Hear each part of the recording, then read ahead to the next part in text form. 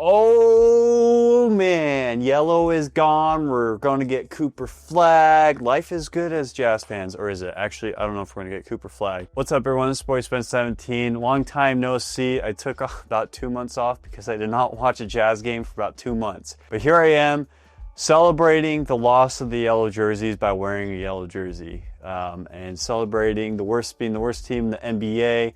And the guaranteed top 5 pick. This season was this was a very interesting season. I watched maybe about 3/4 of the games, and then towards the end, last 2 months, I just stopped kind of watching. Figured that they just tanked, didn't want to see them lose, so I figured I'd focus on school, because school is good. Here I am, end of the season. The Jazz finished the season 17-65, the worst record ever in the franchise of the Utah Jazz, and we've been around for 51 seasons. We just witnessed the worst season ever. It was a very hard season, especially as a Jazz fan. It was very difficult to watch, but we had a few fun wins in there. We had the win against the Lakers. Lauri Markkanen had about 35 points. I think that was my favorite win. I always like beating LeBron James in Utah. It's just something that I love to watch, and I love when the Jazz do that. Lauri Markkanen only played 47 games. The rookies are the story of the year, you know? Isaiah Collier, Kyle Filipowski, and, I forgot the third one. No, just kidding. Cody Williams. I know he's a rookie, and I know he has this potential, but that was probably the worst rookie season I've seen for a Jazz person in a long time. Top 10 pick. He averaged like 4 points per game, 4 rebounds, like 2 assists maybe. I don't even know then. But it was pretty brutal watching Cody Williams. I thought Cody should have been in the G League for most of the year, but you know, Jazz had the worst franchise, had the worst record in the league. So why not play Cody Williams? We got a lot to do this offseason. We locked in the worst record in the league. We have 14% chance of getting the number 1 pick, who is Cooper Flagg. Cooper Flagg hasn't officially announced that he's declaring for the draft, but I think if he's smart, he would. So I think it would be amazing to see Cooper Flagg in a Jazz jersey, especially our black jerseys. I think he'd look so sick in those black jerseys. Sorry, I'm just going to be all over the place in this video. This is just my thoughts on the Jazz's season, the 24-25 season. I really liked what I saw from Walker Kessler. Walker Kessler did have a bounce back year.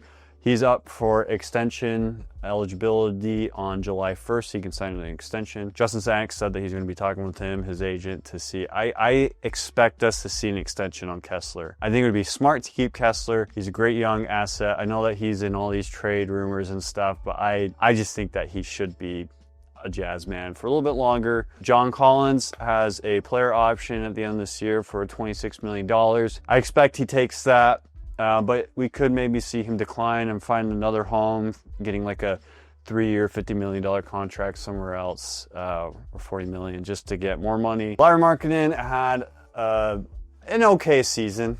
He was injured. I think he really thrives when the team is all in on winning, and the Jazz this year were not all in on winning. In the end of year interview with the media, he was asked essentially, do you want to stick with the Jazz even if they lose? And he was like, well, why did I sign this contract if I didn't want to be here in Utah? You know, his family loves it. He seems to enjoy it. He really likes the organization. And now I know that we lost 65 games, and that's not easy. He's been vocal about losing, and he doesn't like to lose. But he's also been vocal about how he likes the management, Justin Zanuck, Will Hardy, Danny Ainge, Ryan Smith as the owner. So I just think that he wants to win, and I hope we win some next year. There is a lot to tank.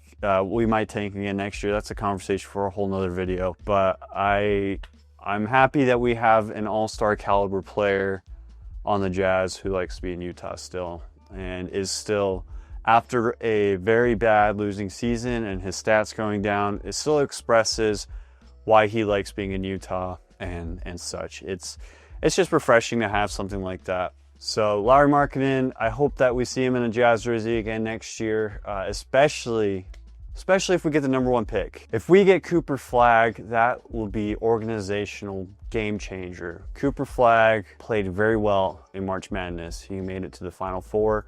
He averaged about 17 points per game, and he's 6'9", 200 pounds, kind of a hybrid of Anthony Davis and Kevin Durant. Just, he could be a generational talent for the Utah Jazz. And I think I would love to see that. Now, here's the thing. Are the odds stacked up against the Jazz? Does the NBA want Cooper Flagg on the Jazz? Who knows? Is the NBA lottery rigged? If the Spurs get the first pick, then yes, the NBA lottery is rigged. But we're up against the Sixers, the Hornets, the Wizards, I think as the main people for the number 1 pick.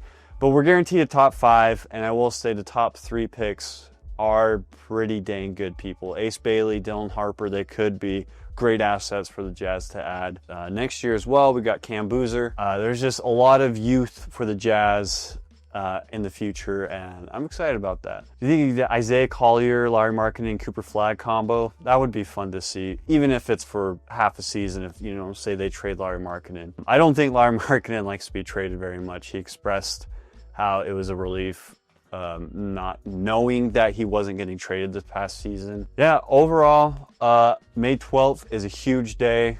That's when we learn what pick we get. That's when the ping pong balls say who gets what pick, and I hope that the Jazz get that number 1 pick. The Jazz have never had the number 1 pick before in their 51 years, but hey, we never won less than 20 games before, and this was a first, so why can't it be a first for us to get the number 1 pick? And we got Trader Danny as well. Say we get that 2nd pick and it's the Wizards, and we just ship off a bunch of picks for Cooper Flagg. Could see that happening. Justin Zanuck in the end of your media.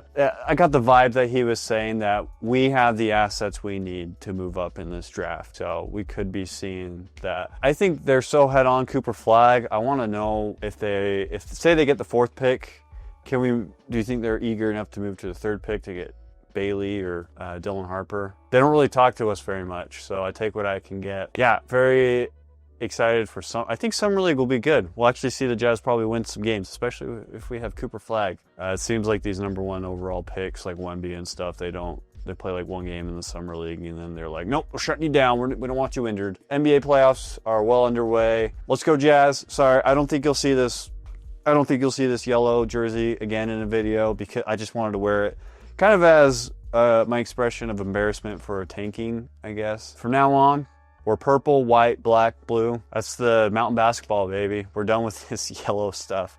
Even though you'll see this. This is pretty cool. Sporty Spence 17. Thank you all for watching. Don't forget to like and subscribe if you like all things Utah Jazz. And I'll see you later.